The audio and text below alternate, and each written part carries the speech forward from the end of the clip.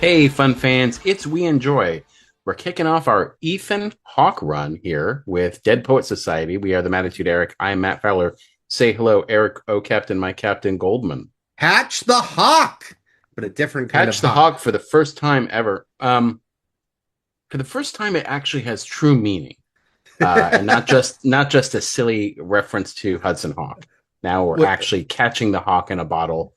Um, Yes, Doing yes. Ethan Hawke. We're doing an Ethan Hawke run, and I have a I'm on the fence about this first pick, but Eric really wanted to do this movie, so that's fine. And only because when we did ScarJo, we did 6 movies, Yeah. and one of those movies was like sort of her in a couple of them were actually her in more of a supporting role, especially like Eight-Legged Freaks and stuff like that. This is Ethan Hawke mostly in a supporting role, and to the point where after a few by the end I was like, I think Kurtwood Smith had more lines than Ethan Hawke in this movie. But yeah, I really wanted to do an Ethan Hawke run because he's been acting since he was a kid. He's still acting today, and he still feels more relevant today than ever has, or as relevant as he ever has been. And he's got season 2 of The Lowdown coming down. He's still producing things that people really enjoy. He just got nominated for Best Actor last year for Blue Moon, and or this year, I should say. What did we say? Last year, this year? The movie was last year, He was nominated this year. but the Yeah. award thing was this Yeah. year, right? Yeah. He's been nominated 5 times for an Academy Award, twice for writing, 3 times for acting. Anyway, he has a wide range of genres too, and it was sort of a challenge here. We're doing 5 weeks of him, and I feel like, I guess what I'm saying is, I feel like because we're just doing 5, and he's got decades of career, that Dead Poet Society is taking up a very precious slot, and it is more of other people's movies than it is his. Though Eric will say that it is the movie that put him on the map, which is true, that got eyes on him like never before, and his career through the '90s following this movie was, a mix of leading mans, then indie movies and stuff like that. So this did, you could say, jumpstart the filmography that I so admire, but I also think it's not the strongest Ethan Hawke entry of all of them. I know, but The, you're acting like he's like in the deep background for most of this movie. He is first. I mean, first of all, I'd say he's the second most prominent character because one thing I really remember about this movie is that we have this discourse a lot today, which is when people are nominated for Oscars, are they in the right category, and gaming the system. And if you like push for someone in a supporting role because you think he'll do better there, even if they really were the lead. But the discussion came up here because Robin Williams' role is not the lead. Like in the script, the Robin Williams role is not the protagonist of this movie. no, He is a supporting character in this movie, a vital supporting character. The two people billed after Robin Williams together are Robert Sean Leonard and Ethan Hawke, and I think that's absolutely appropriate because they are the two leads of this movie. And that's the thing is, I mean, Ethan Hawke is the co-lead of this movie. Now, of course, Robert Sean Leonard has the more showy role, and you're absolutely right. Dialogue-wise, Ethan Hawke probably has less than Josh Charles and a couple of the other guys.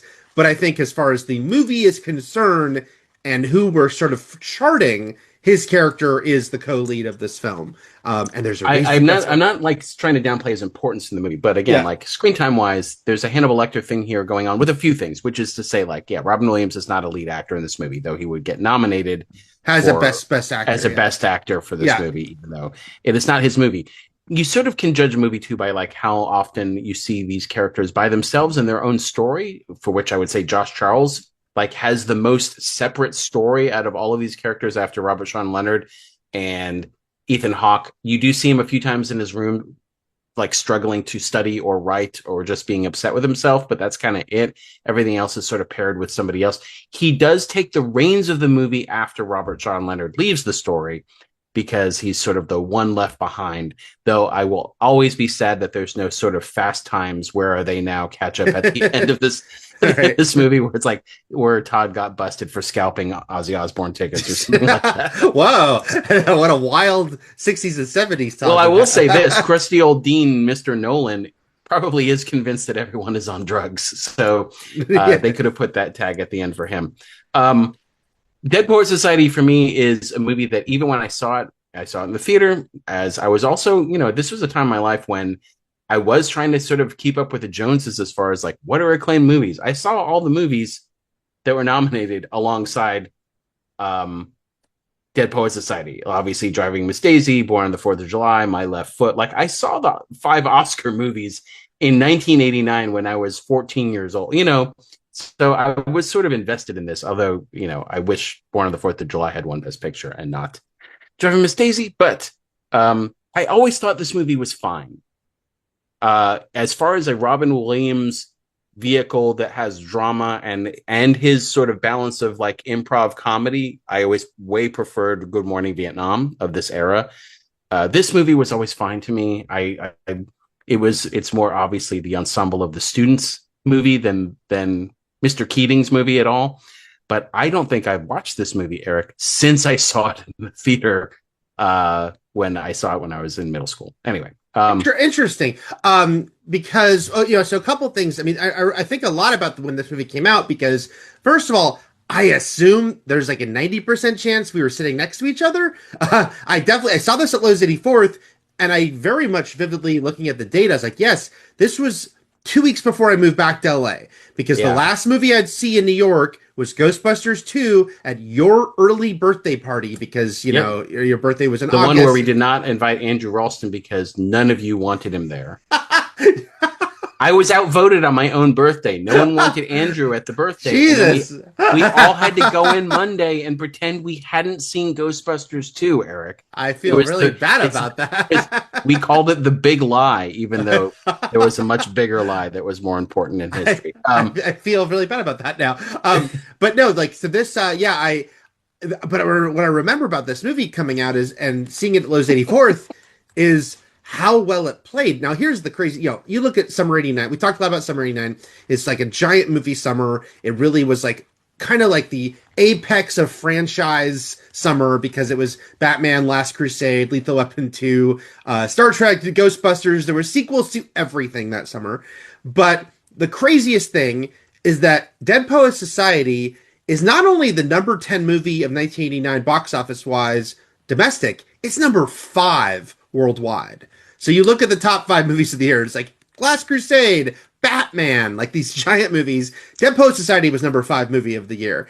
And I just remember, Matt, seeing it at Lowe's 84th and how well it played, how people were into this movie. And I remember it too. I remember, obviously the Neil suicide scene. Everyone was sort of really like surprised and shocked and silent. I remember. Yeah. So I'm imagining this scenario, and most likely we did go see it together because he was but in my the thing that I made myself laugh with in my head just now, imagining in our last movie hurrah before you left, and you're like, let's go out big, and then you brandish for some reason there are like 2 majestic physical tickets unlike The Last Action Hero, like magic tickets, and they both say Dead Poet Society on them, and I'm like, hell yeah, Dead Poet Society, freeze frame, high five. Anyway, so but yeah, I did not revisit this movie. I got what I needed from it. I don't, and the funny thing is that as far as like, I think what I remember a lot of this movie are the commercials, like so many things from our youth, the previews, the trailers, and the commercials that we were inundated with every time we went to the movies. We saw this, all of his one-liners, like John Wayne doing Shakespeare and all the little off the cuff things that Mr. Keating did to make him so wacky. Those are like seared into me because of the repetition from commercials. I don't remember anyone like wildly uproariously laughing like Max Cady in the audience when he was doing these, but I guess the audience reaction wise, it was really the suicide scene that I remember took everyone sort of by surprise. In a big way. But then also rewatching it last night, when Dalton punches out Cameron, huge pop from the audience. Like, that rat Fink. Yeah. It gave the audience. But then Dalton got expelled. I know. Expelled, so it made me feel bad. And it robbed me of the joy of him punching Cameron in the face because that's the he thing just gets kicked out. Yeah, that's the thing about the funny thing about this movie and what a different era it was because just the fact that movies like this could this and Parenthood were both massive hits alongside the expected giant franchise movies in a way that doesn't happen anymore with movies of that type. And so, yeah, it's interesting because so I really liked this movie when I saw it, and I think I saw it multiple times in the theater. In fact, me I think being you saw me, everything multiple times in the theater. I Like, did, I think but you just kind of did. Like, yeah, if I I don't think liked you it, even needed to like it. Yeah. no, I think I had to like it, but not love Mm. it. I didn't have to love it, but if I just liked it, I might see it multiple times because I think that in my precious time left in New York, I probably said Dead Poet Society 3 times at Lowe's 84th Street. Jesus Christ. But I was watching Last Crusade like 6 times. So yeah, I remember that well. But yeah, that's the thing about this movie is that because I watched this movie a lot when it came out. I think I watched it a lot, like VHS and cable, but I hadn't seen it a long time until last night. And it was interesting to revisit it and think about that ending because it's a real, it's a very This is not a down. feel good movie. No, Like, that's this the is crazy thing. Like Robert Sean Leonard kills himself. And it's all like the last 15, 20 minutes, right? It's like yeah. Neil kills himself. Even Dalton worse, Todd vomits. Todd vomits. Dalton is expelled. All the kids we like sign this letter that they know not to be true, blaming Keating, who gets fired. And that's the end of the movie. And so it's funny that it's like it became this, beloved, crowd pleasing blockbuster when and the fact that it resonated so much when they stood on the desk with audiences, I think is a testament to something with the movie clicking because it is really in that moment. Okay, they stood on the desk and they probably got on big trouble with that crusty old dean afterwards. Yeah. Yeah, because he said you'll all be expelled, and then like they all get on their not everyone. So one of my favorite things is like when they're on their desk, it's not the whole class. Yeah, Like Pitts gets up there. He was one of the like sort of the students who was reluctant to join into the Keating joy. yeah. But there was a good like half the class who's still sitting there and they're like covering their ears or head. They're like frozen in time almost. Like they're fucking Jean Greyed into their desks while everyone else is standing on it. Yeah, so do they get expelled? Does Keating ever work again? Does he die homeless and alone? What was the deal with his lost love back in London? Who's that woman? I Mm. don't know. We don't know anything about this guy except that he used to go to the school and form the Dead Poet Society. And so help me God, Eric. Mhm. If anyone out there thinks that it's Dead Poets with an apostrophe before or after the S, I swear, I'm going to lose it. I'm going to lose it, Eric. It is not possessive. It is just Dead Poet Society. It's a group of poets. Yeah, it's a group of poets, and this is their society. Yes. Eric sent me an email last night saying Dead Poets Prep, and it was the Taylor Swift Fortnite video that has Ethan Hawke and Josh Charles in it. I guess they're in it because the name of the album was Tortured Poets Department. By the way, I swear to God, if anyone puts an apostrophe after Tortured Poets, right. She I'm also going to lose my mind. She Yeah. also stands on a table in the video. And so they're there as sort of, and then I did see the SNL sketch you had sent me, so I did see that one. Which is a very I think it was because it was in one of the SNL 50 documentaries where Pete Davidson was talking about how it was probably the best thing he was in when he was on SNL. So I really, for people who haven't seen it, it's about from 10 years ago. They did a very timely parody of Dead Poets Sure. Society. That is, I really appreciate how long it takes so much time to get to the punchline. Like it's pretty much playing it straight as a recreation of the final scene of Dead Poets for several minutes before it gets to what the punchline is actually going to be. So are they expelled?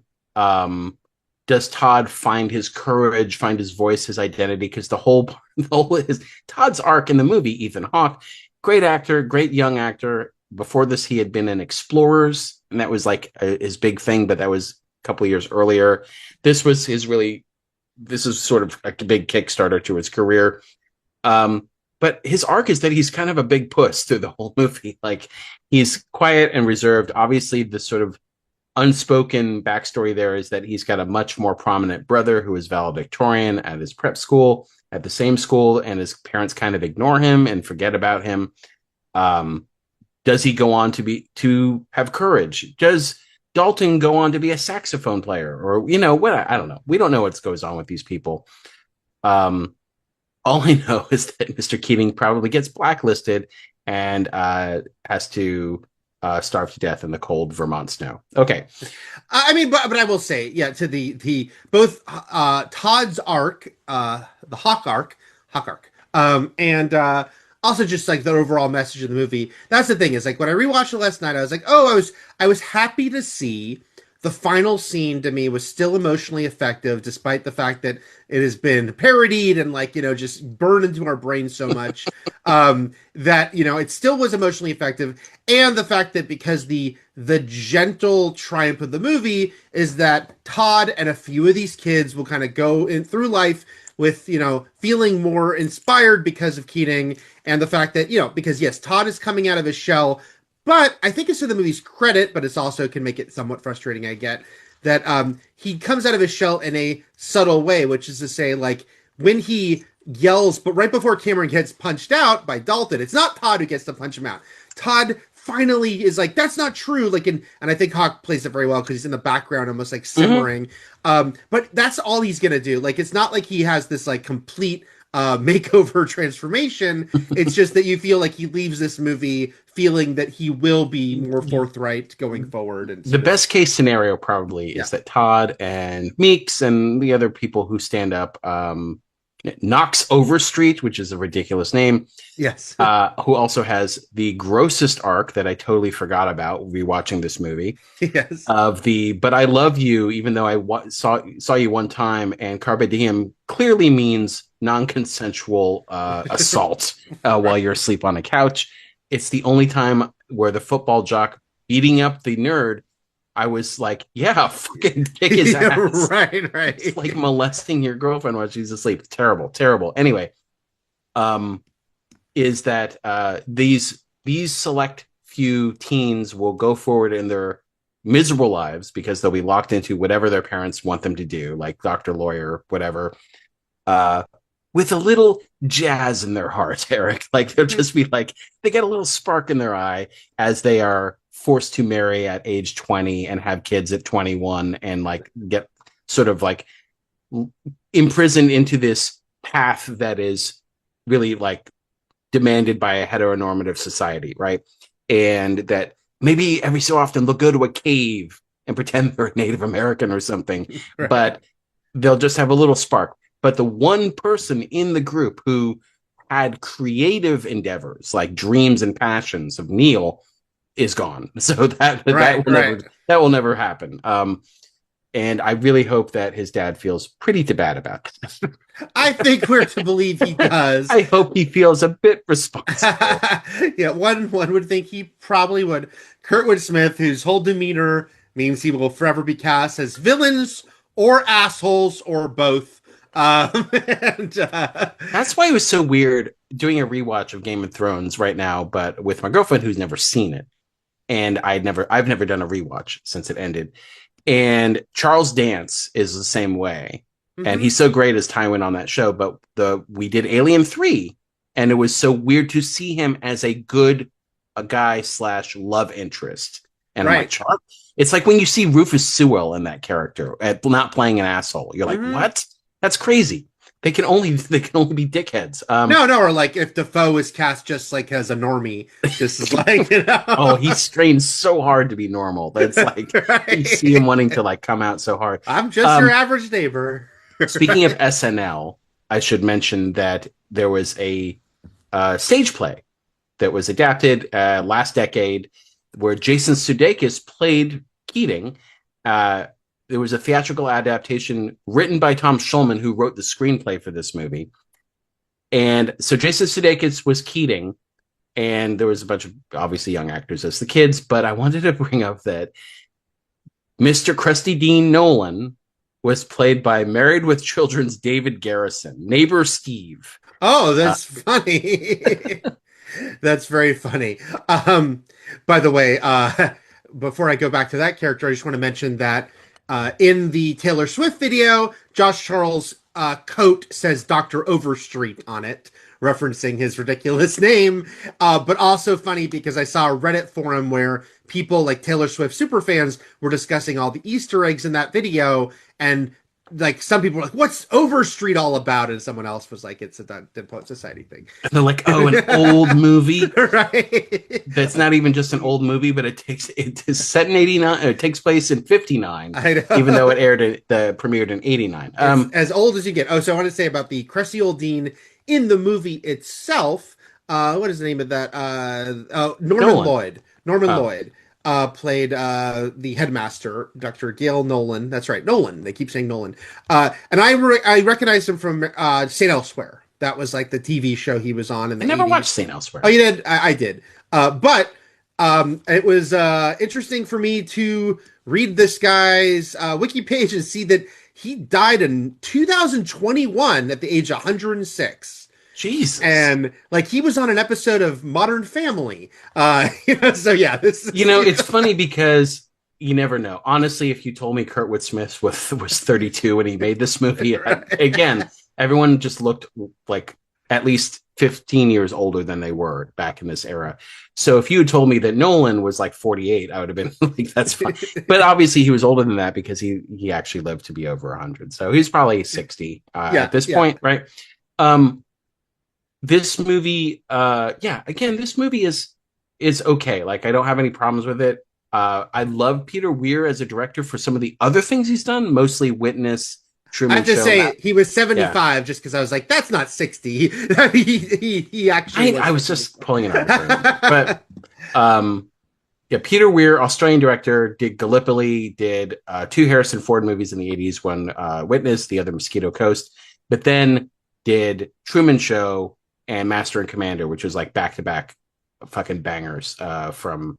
I didn't see Fearless. But anyway, Peter Weir, I think, did a really good job with this movie as far as like what it needed to get across. You get the feel for this boarding school, you get the feel for the kids, like you feel like they each, mostly feel like their own individuals. Some blend into the background more. Like there's one kid at the end who stands up on, or like feels like he's a big Keating fan, and I don't know who the fuck he is. It's some blonde kid with the glasses. Oh, yeah, that kid. Because the other one who stands up that only had one moment was the kid who did like the silly little rhyme that. Even he was like, all right, I guess I'll stand up.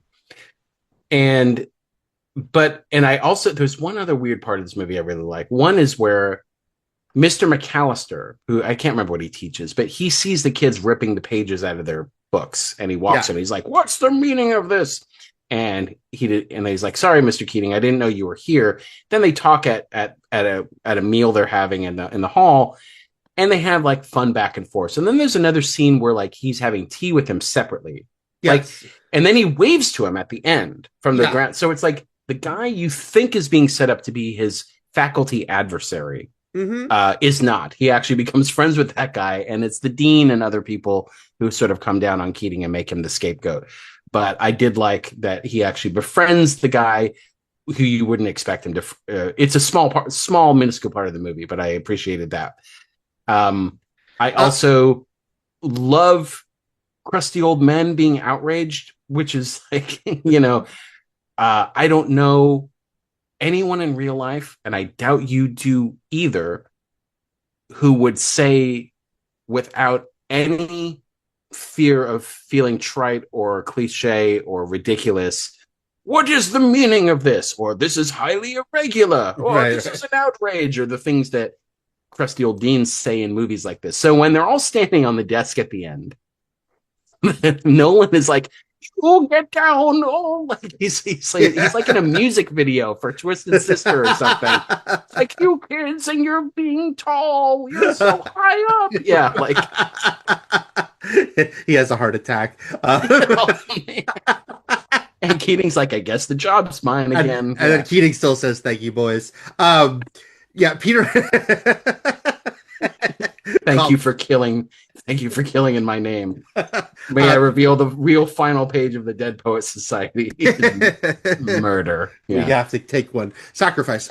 Peter Weir, very good director. Yeah, we did Year of Living Dangerously on this podcast. I know I've recommended Picnic at Hanging Rock. I recommended Picnic at Hanging Rock. Yes, you did first. And then it was like the second episode of the yeah, podcast. because then I watched the Criterion 4K after that, and it's great. But it's funny, I didn't think about the fact that with Truman Show, that meant back-to-back decades, he had these movies with famous funny men in more dramatic, films. It's like, hey, Goofy, stop being so goofy. Maybe be 20% goofy. Right. Let's dial it back. But yeah, very good director, and I think this movie is very well directed, especially because it's like, the sort of evocative place and time of it all.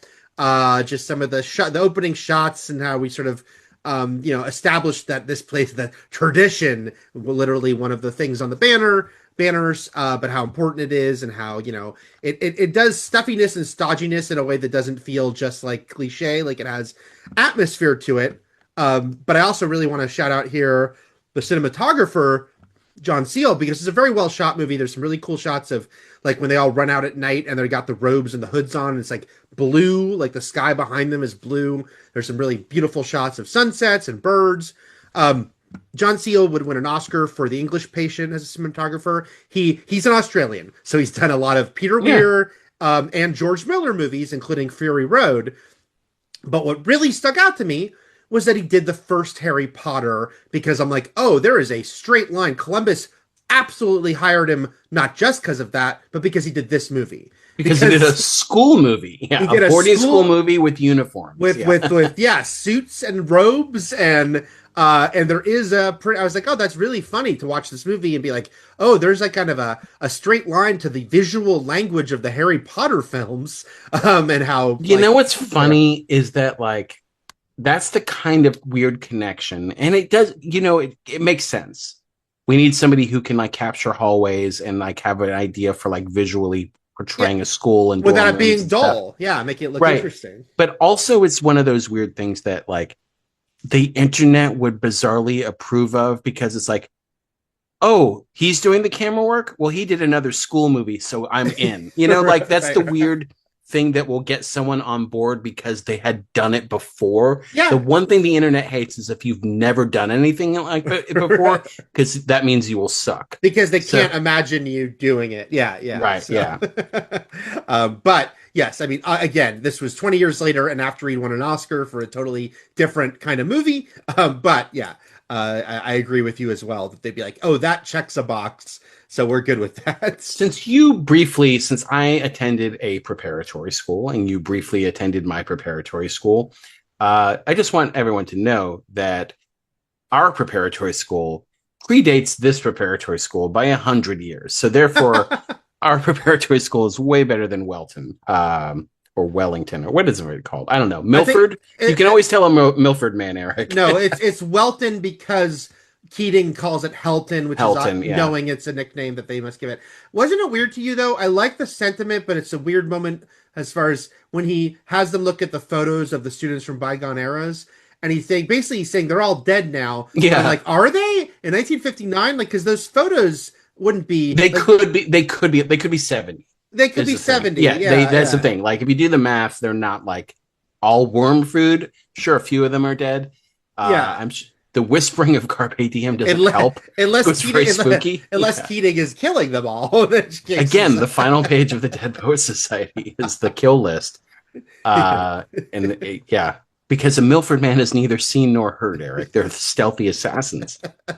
I love when, like, so the kids are trying to, like, have, again, little slices of joy within their sort of academia, the stuffiness, which is like, we built a homemade radio and we can listen to the rock and roll. Oh man, poor Neil.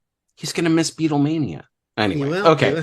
He's gonna miss Chubby Checkers the Twist. He's gonna miss JFK becoming president. Oh man. Okay, so but like the old people are always like, you can't, like, we will not accept behavior here. Like anything. Like them talking. Yeah. Communication. Well, that's visible emotion. Yeah. That's one of the funniest things in the SNL parody is when they parody the stuffy intro and analysis of poetry, but in the SNL version it's like poetry is not to be enjoyed. Like it's like poetry is Yeah, well, I mean, honestly, it almost felt like that with that introduction. This was not based, again, it's hard to think of this back in the day. This was not based on a book. It feels like it was, like it just feels like one of those stories. Tom Schulman wrote it, original screenplay. It was the only Oscar it won, I believe. Out of Yes. being Yeah. nominated for the big ones, but like it won Best Screenplay. He based it on a real teacher he had. Right, it was like sort of like semi autobiographical because it was an inspiring professor that he once had. Yes, and it's very Samuel Pickering, yeah. right, and it's very funny to see that guy. And it's one of those things that where He's still alive, by the way. he's So, still alive, and he's it's funny when he's been asked about this because his response has been, and is he being like overly like what's the word I'm looking for? Is he trying not to take credit?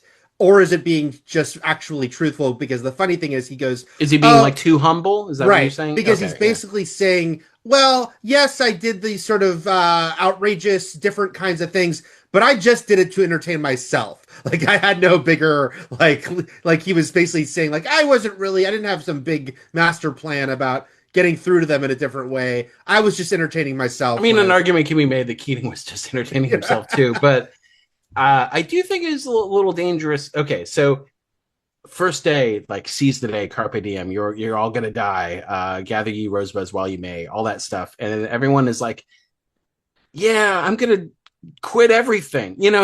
Like society's bullshit. Seize the day. Who cares? I do feel like that was a reckless thing to tell a bunch of students who are supposed to literally conform into the school's discipline on the first day, especially because it drives Knox Overstreet into being almost a rapist. I don't know. It feels terrible. I totally forgot about that. It feels very much like a sort of weird, dramatic recreation of what Revenge of the Nerds was. right. um, where it's like the jock boyfriend and like, oh, they always go for jerks. It's like, were we supposed to cheer when he wore her down, Eric? Like Look, that yeah, was look, that the story of all of our grandparents' courtship? it's a weird the I whole yeah harassed her until she said yes. Yeah. that love story is all very weird. I will say this. I do want to I want to parse this carefully to say because I do not defend what he did and it was like, "Oh no, I don't remember this part," like when it was happening. Right. Because everything like just running his fingers through her hair is gross. And so again, prefacing it all that everything he does is wrong. I was thankful. I put in air quotes. He only kissed her on her forehead, since I thought he was going to kiss her on the lips. But I will say, Jesus. Small favors. Right. at Yeah. least, unlike Revenge of the Nerds, we should mention a second more about that movie. He apologizes. He says that what he did was wrong. So there is at least Yeah. that. But also, I know, had it's the still bad. jocks, It's still, okay, Eric, had yeah, the jocks not spotted him, what would he have done? What would he have kept doing, Eric? right. You know what I mean? Like he Yeah, started on her forehead. yeah, It was all yeah. disgusting. It was all So wrong.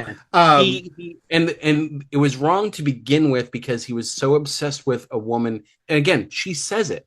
You don't know me, right? So it's sort of like, hey, buddy, what's her middle name? What food does she like? I don't know. I'm in love with her, and if I can't have her, he even says, I'm gonna kill myself if I can't be with her. What is he doing? What he doesn't know anything about her except what she looks like. So his attraction and obsession and passion for her is supposed to be kind of applauded in this movie. Like it set him up. It's supposed to be a hero's journey because his teacher is telling him that language is meant to woo women and everything is about love and passion. And these are celebrated. These are human traits to be celebrated when clearly in this context, they're not because he becomes obsessed with someone he doesn't know. Right. And then try when he follows her, he like goes to like whatever football thing is happening, knowing that her boyfriend is a football player. He goes to just look at her because she's a cheerleader, sees her making out with her boyfriend, and gets upset and leaves. Like, what was he expecting to see? Like at a football thing, like, Right. Yeah, I would have preferred, honestly, even if you kept it in, I would have preferred it if they don't end up together because we can still have him apologize to her. like, that he went too far. Yeah, And then, he's like, I seized the day too hard. right. And then that could be the end of that. Now, it's funny because did you spot Laura Flynn Boyle has her little sister? Or, sorry, Only, Chet's little sister, not her little sister, only Chet's. in the Midsummer Night's Dream part. Right. Very Okay. briefly, her scenes got cut. I They noticed. did because she's mentioned, and because I didn't remember how this story played out. So when because I saw her name in the cast list, I saw she played a character named Ginny, and so I noticed when he goes over to the party, she tells him, Chris says, "Oh, Ginny's here," and I thought, "Oh, will Ginny end up being the girl he ends up Yes, with?" much better story is Yes, the yes, rom-com story of him being obsessed with a girl he doesn't know, but finding his love elsewhere, which would have been Ginny, which was yeah, Chet's younger sister or some shit like that. yes, yes. That would have been a much more acceptable story, but it didn't happen. And Knox Overstreet, who is now apparently a doctor, according to the Taylor Swift video, is just resigned in disgrace due to many sexual assault allegations at the pit. I'm saying he works at the pit. Okay. I want to say with this cast, yeah, it's a very well cast movie, clearly, and all the boys are good, and they're all, first of all, all the boys are good, like a movie about dogs. Just imagine that as a pull quote on the poster. Well, that's also a All movie the for boys are good, Gene Siskel. Paw Yeah. Patrol. Yeah. All the young men. Anyway, all these actors, and they were much closer to the ages they were playing than we often get in movies like this. Like Ethan Hawke, I think was like 18 or 19 when he made this, playing 17. He has him and a couple of the other actors have some acne there's some continuity mishaps Yeah. because Yeah. they have bad skin at some points and not others. They're all great. And everyone is really well cast. It is funny that the three most prominent and top build of the young actors, Robert Sean Leonard, Ethan Hawke, Josh Charles, well, they nailed it on like who would have the longest, biggest career. It's those guys, It's like those were the three. I just saw, first of all, I saw Robert Sean Leonard in a play, Philadelphia, Here I Come, at the Beacon in New York. Secondly, and I mentioned that reason it stands out so much to me is that he forgot a line in the middle of the play, and I'd never seen that happen in a play like that. You pay money and go see, not like a school production. Yeah, yeah. And he said he stopped in the middle of the play. He's like, "I'm sorry, I forgot my line," and someone just shouts it to him, and then it just continues, kind of like really quick, Yeah. Robert Sean Leonard had just watched tragically die on the Gilded Age as a aged priest. Hey, spoilers for the Gilded Age if I ever watch it. Sorry. I'm here to spoil everything about the Gilded Age for you guys. It's my stories. Josh Charles, but Robert Sean Leonard for a decade, I feel like it was a decade, was getting that fucking Fox procedural money because he was on House. He was Dr. Wilson on the hit series House. Maybe not 10 years, but close. Oh no, I think it was House went for a while. No, I think it was like a decade. They did. I've seen the clip where they do a very meta direct reference to Dead Poets. Like House says something about he somehow references the movie and then mentions how you look like the guy from the movie or something. Oh, that's terrible. Oh, that's awful. Like he just doesn't even give him an "Oh Captain, My Captain" or some like less conspicuous thing. Right. That's crazy. Josh Charles, I would. Right after this, I feel like because it was right when I got to college. Well, they filmed it at UCLA. Threesome, like he's been in a bunch of things throughout the years, movies and TV. Sports Well, yeah, Night, the Good Wife was like a big deal for him. Again, he getting that network procedural money, stuff like that. Also, should mention that he was the shithead preppy camp guy in Wet Hot American Summer 10 years later, which was the second sequel series to Wet Hot American Summer. Camp Tiger Claw. Yeah. Yes. Oh, I was wrong. House ran for a measly 8 seasons. Didn't make a full 10. Terrible. But yeah, to Ethan Hawke here. Ethan Hawke is always somebody. So I think his career is great because he's never been in like a monster hit. Like the fact that he did an MCU, technically, he did the most separate MCU project that you could do, which was Moon Knight, which will probably never sort of pop up anywhere else in our stories going forward. But from here, he would be in like he would like have leading man, like he would be top billed, like obviously what are you thinking of? Call of the Wild? No, White Fang. White Fang, yeah. Different. But then he would do like he would have Reality Bites and Before Sunset, and then the trilogy, and then he would be in all these acclaimed smaller movies. He's somebody. There's a fine line when an actor starts talking about art and creativity that where they can easily sound like they're pretentious and up their own ass. And there's a certain generation, and Ethan Hawke's part of that, which is like in super invested in theater, in playwriting, in poetry, in arts and ballet and other forms of expression, in painting and sculpture. Like he is a well-rounded art appreciator, along with like Vincent D'Onofrio and other people he starred with. I don't know if they first starred together in Newton Boys, but they've been in a bunch of things together in the years since. The late Philip Seymour Hoffman was another peer of his. And the way that, and he was highly publicized in the 90s because he was married to Uma Thurman. Like they were a celebrity couple. Yeah. But he also wrote in the midst of like his, eclectic filmography, a book of poems, which in the 90s, Eric, was probably the most sad sack poser thing you could do. It felt forced and silly. But in retrospect, the way he talks about poetry, and I don't know if he was inspired by this movie or if he's just always been like that. The way he talks about it is that it's sort of like, it's like breathing. It's necessary for human existence. It's necessary. It's the lifeblood of what it means to be a human being, much like the way Keating would talk about in this movie, right? And so that's the way that Ethan Hawke talks about poetry and about playwriting and about appreciating things in art. And so he talks about it very intelligently in a way that you feel like his money is where his mouth is. He truly believes this stuff, and he inspires you to believe it too. He is, in a way, my Mr. Keating. There you go. I'm just saying that when he talks, it's like he doesn't. He's able to explain it in a way where anybody who, again, I'm not going to poetry readings, Eric, but I'm saying like he's able to explain to people why it's important to read plays and go to theater and go to museums and stuff like that in a way that doesn't sound patronizing or contemptuous or, I don't know, shitty.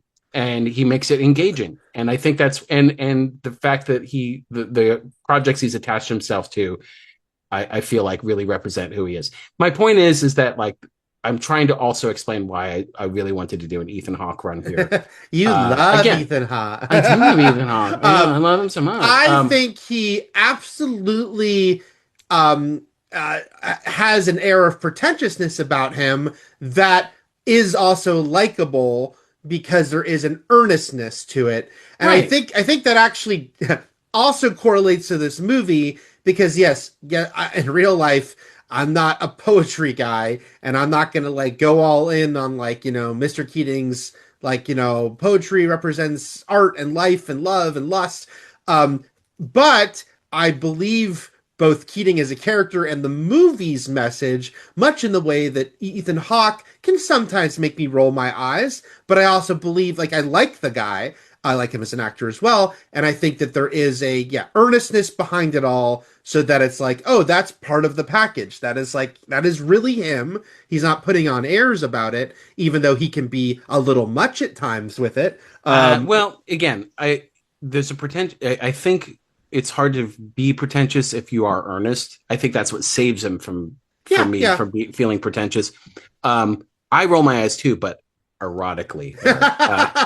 Orgasmically. Yeah. When Todd was running off into the frozen lake at the end, you're like, oh no, this is when he becomes the grabber. Oh man, it really can all tie together. I am. I'm drawing a direct line from Dead Poets Society to my name is Todd. That would be amazing. And Eric, to be fair, what represents Carpe Diem better than the annual purge? Jeez. Like, So isn't I that don't. just a bunch of people taking Keating's advice? I don't want to try to connect all Ethan Hawke movies, but I do feel timeline wise this works with the Black Phone. So I really do like to go with that. Yes, exactly, because that takes place what in the 70s, the Yeah, Black Phone itself. So, um, yeah, he's a actor, writer, director. He's a musician. showbiz is Ethan Hawke. Yes, musician. Also, we'll get into this with our next movie, but like there's a music slash Lisa Loeb connection going on as well. In the 90s. Man, the 90s were a great time, unless you were woman or gay. Anyway, so But but white guys, we but were musically and cinematically it was great. straight white guys, we were killing it. We were everything was great. So Oh, I wanted to. That's right. ahead. You were mentioning when you mentioned Revenge of the Nerds Yeah, in talk relation about the director. Yeah, go Knox ahead. Overstreet. Yeah, it was funny to see here how the original director of this movie was Jeff Canow. Anyway, he is most famous for Revenge of the Nerds, though he directed a ton of studio comedies, including My Wife's Beloved True Beverly Hills, and a bunch of stuff. But it was funny.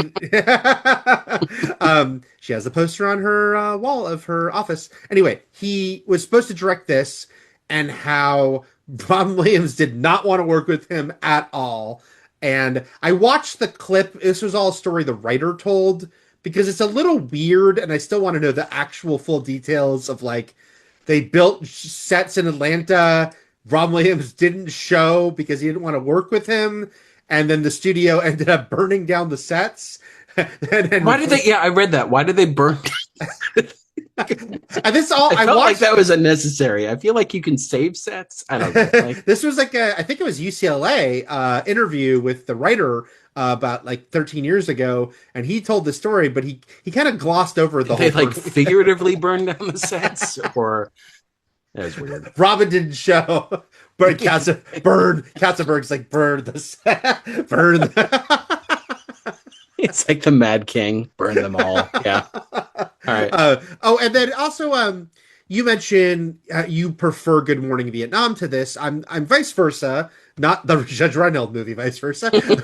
Well, I'm more of a like father, like son than vice versa, but go ahead. I also like Good Morning Vietnam, but I do like Dead Poets better. But I did think about how I did think, oh, Good Morning walks to Dead Poets could run in so much as Robin Williams, huge comedy star, but always wanted to do dramas as well. He'd already done some. He had done World According to Garp, and so it was something he was dipping his toes in. The writer mentioned he did a PBS movie that was called Seize the Day, ironically enough. But I felt like, oh, Good Morning Vietnam was a stepping stone to this, because Good Morning Vietnam was, let's put Robin Williams into a dramatic scenario, the Vietnam War, but in a role because he's doing this DJ guy, and we can do a lot of Robin riffing because a lot of the movie will be him has the DJ riffing. This feels like they pushed the balance so that it was more drama, because here there's a little riffing in the classroom scenes, which of course, not shockingly, are Robin Williams improving when he's doing the Shakespeare bit with, John Wayne and all that. But it's a lot smaller part of the movie than Good Morning Vietnam. So it's like there's still like it's almost like the promise they probably made of like you'll still get some Robin Williams improv, but it's more pushing into the drama in this one. Hollywood anecdote here, which is that both Ben Affleck and Matt Damon tried out for the roles in this movie, and they did not get it. And this is when they were trying to break through as actors, and they're very, very close to learning that they're going to write themselves into something so that they could like we're not going to get in a big movie until we write it for ourselves. And that was sort of the Matt Damon had written like I think 30 pages of something that would become Good Will Hunting in college, and was encouraged by his own Mr. Keating to keep going. But the story is that neither one of them got a part in this movie. And then this summer they were working at a movie theater as their summer jobs, and it was playing Dead Poets Society the entire summer. So they basically had to like watch the movie that neither of them got for like 3 months. Right. And then the two funny after effects of that are, one, of course, the fact that not only will they make Good Will Hunting, but Robin Williams. Yes, and then Robin Williams would come back in his basically all of these are stepping stones to him. He was eventually going to win an Oscar after being nominated for Good Morning Vietnam and this, and for Fisher King. Like after this, Yes. it was only sort of a matter of time before Robin Williams, who tragically, lost his life to the same way Neil did. Again, sort of like a bizarre full circle I of like did. Robin I Williams yeah. taking his own life You can't help eventually. not think about that, of course, because this is one of Ron Williams' biggest hits, Yeah. and in the conclusion of the movie centers around a suicide. So yeah, there's something very sad about that, Ethan obviously. Hawke has talked about that, and Philip Seymour Hoffman and people that he's worked with who he's lost. But he said something about like, he was talking about how on the set here he would see Robin Williams with all this energy and doing his riffing and stuff like that, and then like when it was time to eat, he would be off alone. Like he needed to he as somebody who would need to like maybe recharge or separate yourself from like the manic energy that you present as your persona, your performance. Um, Hmm. but his whole thing is like sometimes like there's a darkness that comes with like truly genius creativity. It doesn't come for free, is what Hmm. Ethan Hawke Hmm. said, which is like there is a mental toll, and he could see it even on the set of um The Dead Poets Poets. Society. I was like, what the fuck is this movie? School Ties. Yeah. So You just mentioned my next little thing, which yeah, is to the say the prep school movie that they were in. they would Yeah. 3 years later, Affleck and Damon would both be in School Ties, so they would end up in a prep school movie that would be a stepping stone for them. It just would take I them don't know three if I more years. saw School Ties. I all I remember commercials. Thank you, commercials. Is Brendan Fraser. Cowards! Yes, standing in the rain, Yeah. screaming "cowards" at a building, and I was like, "All right, I don't know what's happening here." I Well, hate that. Matt Damon and Ben Affleck are in that building. It's like I thought we had school ties. School Ties. Turns out Uh, there was school unties. Ethan Hawke will talk about making this movie how, as a young, pretentious actor, I mean, I'm saying this as him kind of being self-aware about who he was, as far as like that he was really annoyed by Robin Williams improving and being silly sometimes, like when Yeah, he was like in the zone. But he also was very happy about how this movie was very collaborative, and he specifically called out the scene where he's sitting, where Todd and Neil are sitting, and he gets the desk set he's already gotten, and how Peter Weir overheard him saying this scene is bad, or like how he didn't like how the scene was written, and Peter Weir said, "Why do you say that?" And he said, "I would never say that like this." And all be all as throwing the set was Ethan Hawke's idea, like that Peter Weir, and he was very thankful Peter Weir was so collaborative and listened to him, and the scene ended up being rewritten. And see, Eric, Ethan Hawke, erotic genius. I think he's very talented. Yes. So what I'll also say is that yeah, kind of bummed that I think we talked about how The Lowdown didn't get any Emmy love, which was very surprising. Was it a weird cutoff thing, or they just didn't give a shit? I don't know. But No, it's coming back it for wasn't a cutoff thing. It just wasn't. Yeah, yeah. So I also want to say that like when they're in their cave, the things that people in 1959, much less 1989, both pre-internet, would do to amuse themselves. They got a saxophone, you got titty pics, you've got your, and in 1959, escaped lunatic stories. We've talked about this when we've done a couple of our horror movies over the years. It's like, well, obviously Halloween and some other things that were based on the campfire tales that people would tell for decades about escaped mental patients being in your bedroom. Like basically, like there's many variations. Sometimes you're on the road, sometimes you're in your home, but it's always a madman. And while I said that Todd isn't really, he winds up being sort of the audience surrogate by the end of the movie because everyone else has such a pronounced personality and arc but he does have his big moment, a big standout moment from the movie, which is when Robin Williams is covering his eyes and making him come up with a poem on the spot, the Sweaty Tooth Madman scene. Yeah. Which, again, big moment in the movie, even though the character himself is more of a blank that the other characters can sort of play off of, right?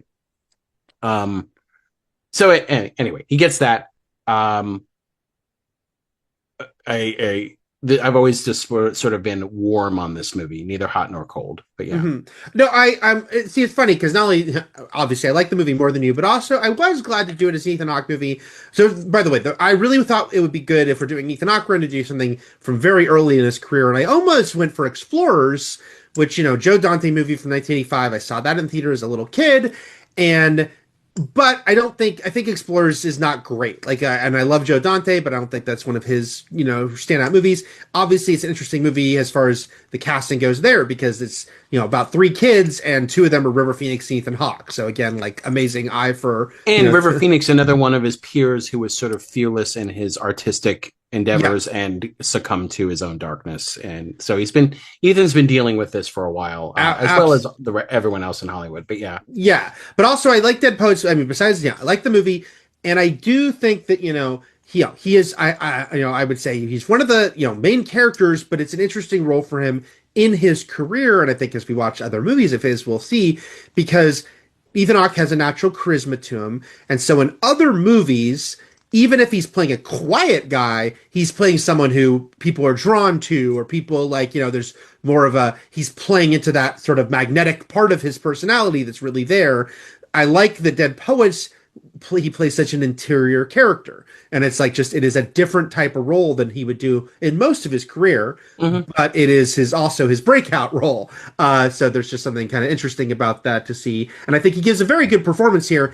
Again, he's going to be overshadowed because Robert Sean Leonard and Josh Charles, and the guy I want to give Gail Hansen, who plays Dalton, also very good, also very charismatic. And so the three of them. What happened to that dude? Do you see his filmography? He just stopped. No, I know. You just never know what's going to happen, right? Because that guy seems like he should be a star too. But the three of them get the showier roles. They get to like sort of be bigger and, do these, moments that spotlight them more than Ethan Hawke. But I think Ethan Hawke is very good here playing this, the quiet interior guy. And it's interesting because when his career goes on, it's not like he's going to keep being cast in roles like this. So this sort of stands out. The actor who played Dalton was very good, and he looked like a young Toby Stevens, if not also, what's the dude from SNL who writes with Mikey Day? No, he doesn't write with Mikey Day. He writes with someone else. Are you thinking he writes with Kyle? Who's the guy who writes with Kyle Mooney? Isn't it Beck Bennett? Because I thought so he looks like a young Toby Stevens or a Beck Bennett in sort of a different. He's got those qualities. But sometimes you look at these '80s actors and you're like, oh, they just didn't do anything else. Like they stopped for whatever reason, forced to or personal choice.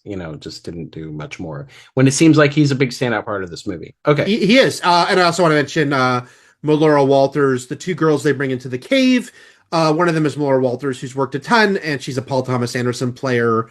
Her biggest role being in Magnolia, where she kind of has I did not recognize her. Centerpiece role in that film. Yeah. Boogie Nights. Yeah. Wow, I did not recognize her. Okay. They should have let girls into that school. Bunch of dumb decisions by kids.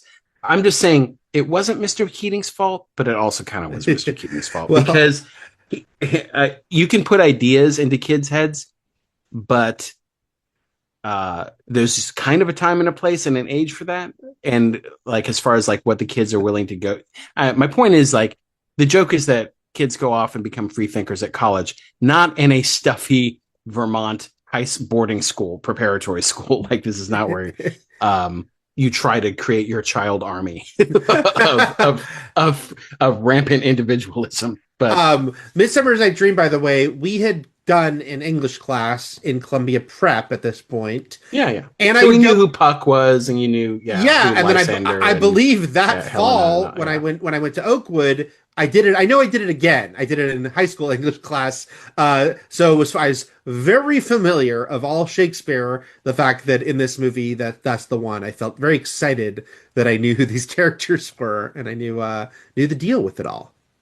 He's your second favorite Puck after Real World San Francisco. Yeah, absolutely, of course. And then Alpha Flight's Puck, number 3. Can't forget about the OG Puck. Yes, I was just thinking about the crusty old dean. I know he's really called the headmaster, but because you're saying how he's like a music video villain, but also I was like, because he, no, women in this school, like he should have like steam coming out of his ears. But he should like his delivery should be like,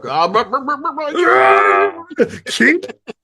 They should do the animated series. Pie falls on his head.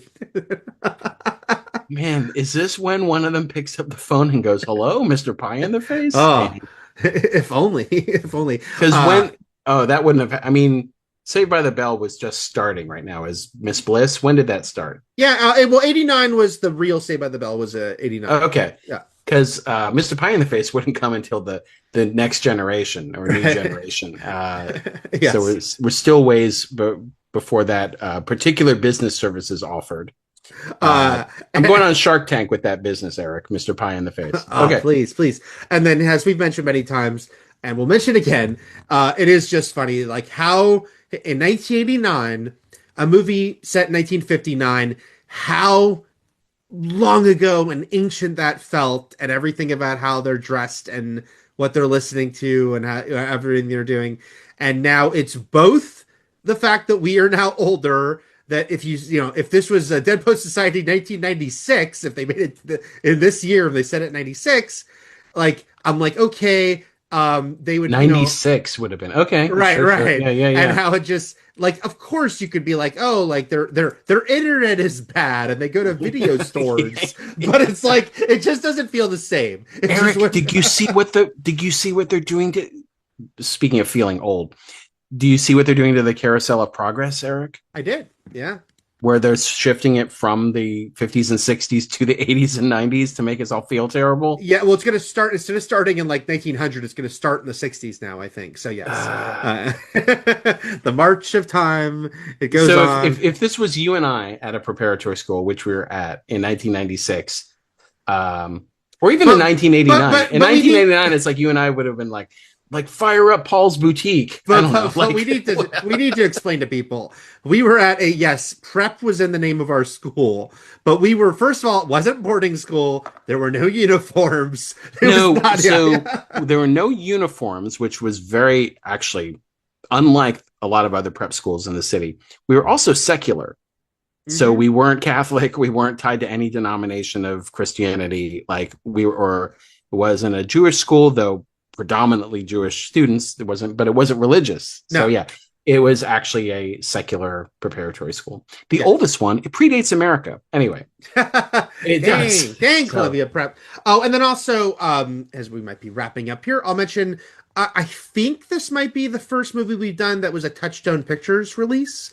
And just contextually, it's just interesting. I'll let you research that because I have no idea. Yeah, and I might be wrong. So if I'm repeating stuff, sorry about that. But yeah, just the fact that Touchstone, in the 80s, Disney decided to have this label that they could release more adult fare under. They tested the waters, no pun intended, with Splash is technically the first Touchstone movie, but it wasn't until Down and Out in Beverly Hills that they kind of started to use that label a ton. And it became this sort of go-to label for them, both for like more adult comedies, including many with Bette Midler, but also stuff like Dead Poet Society that would just be too serious and deal with too heavy subject matter to be a Walt Disney logo at the beginning of this movie.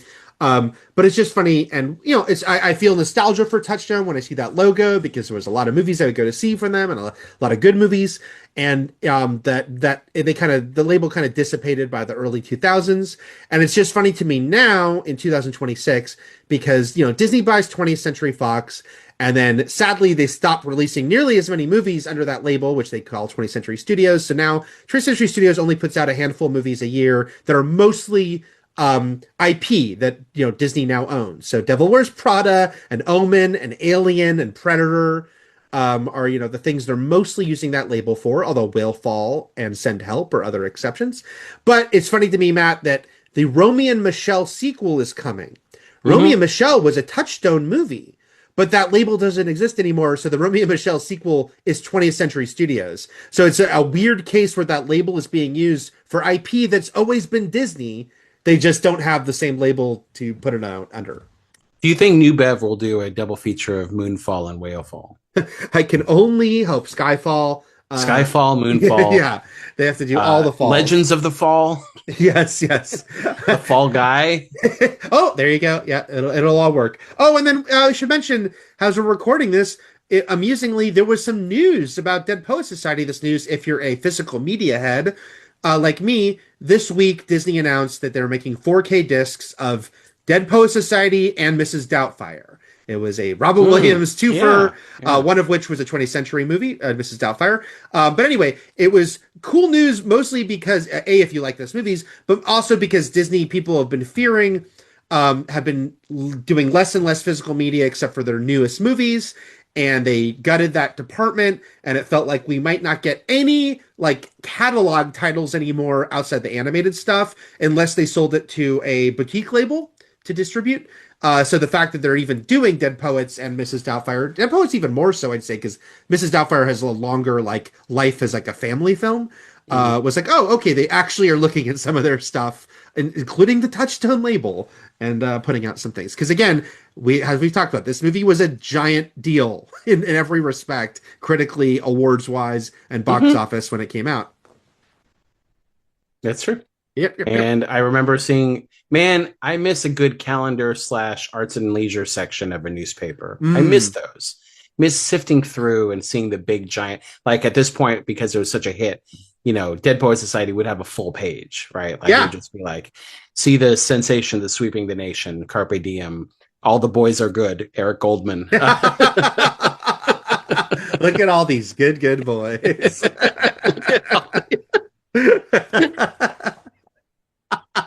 I was feeling feelings watching this movie. Boys. What if that was like when he leaves the classroom after they're all standing on the desk, that was his final line. He's like, look at all these good boys. Oh, wait, we should say one more fun fact about this movie is that the studio did at one point try to get major changes made, including making Keating the actual lead was one suggestion. Oh, yes. Him being the central character, exactly. Yes, and being it put from his point of view. But then and then the Sultans of Swing. Yes. Yeah. That what if instead of being into poetry, they were into dancing, and they had the title Sultans of Swing, which is as the only thing I know aside from reading it as a proposed title for this movie is it's a Dire Straits song from the late 70s. But the idea would be to call this the Sultans of Swing, but they couldn't play the Dire Straits song during this movie because it's still 2 decades after the movie takes place. So it's not like they could use the song title in the movie as a song, like a lot of movies do. They couldn't do that. Yeah. Well, they could have tried to do like a weird 50s version 50s version of Sultans of Swing. Yeah. Trish had never heard that song till very recently, and she loved it. And I had to tell her, that's the money for nothing, guys. Yes. Also, kudos to Peter Weir, because he suggested correctly that in the writer's original version, Keating was dying of Hodgkin's lymphoma. And Weir, I think, was very correct to say, we don't need it. It puts too much of a extra spotlight on what he's going through, when the story should be about what the kids are going through. And I'm glad that they cut that out, because it would have been this added layer the movie didn't need, and it would have added an extra layer of non-triumph to the end to be like, Keating's gonna die soon. It's like that's what he's walking out of there to do. Play Trish Walk of Life. It's a good song too. All right. Dire Straits. Do it right now. Okay. We are going to obviously keep going with our Ethan Hawke, Catching the Hawk, with next up 1994, skipping up 5 years, to Reality Bites.